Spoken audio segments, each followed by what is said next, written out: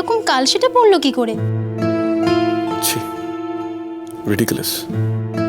আমি এরকম একটা অভদ্র কাজ করেছি সেটা এখন ক্লিনিকে সবাই জানবে। এতটা জঘন্য কাজ আমি করলাম কি করে? ছি। পড়ে গিয়ে। স্যার আপনি দেখুন না, পড়ে গিয়ে কি এরকম 5 আঙুলের দাগ হয়ে যায়? না না, আমি তো পড়িনি, আর একজন পড়ে যাচ্ছিল, তার সামনে আমি দাঁড়িয়েছিলাম।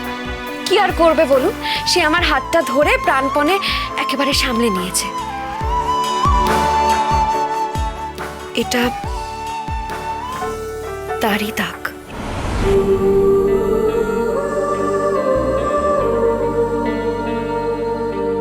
তাই বলুন, অ্যাক্সিডেন্ট?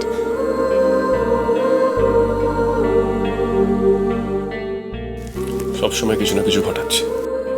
স্যার আপনি তো ম্যাডামকে দেখছেন, আমি একটু ও ঘর থেকে ঘুরে আসি।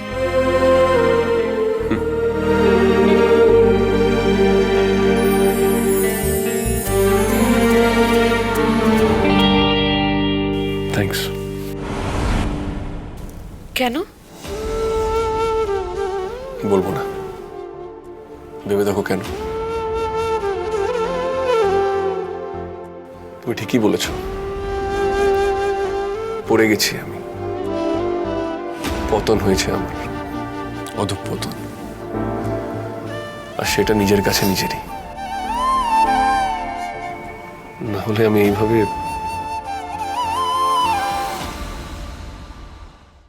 ওটা অধঃপতনের চিহ্ন। নিজেকে নিয়ে আমার একটা লুকোনো গর্ব ছিল যে একটা মর্যাদা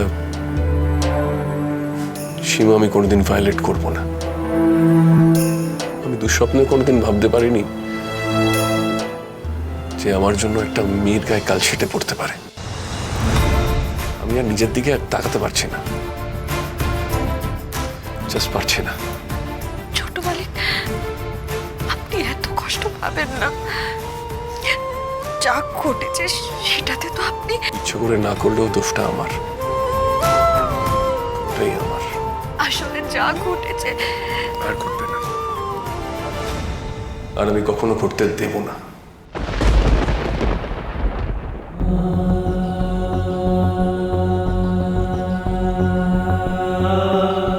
ঠাম্মি ঠিক বলেছে,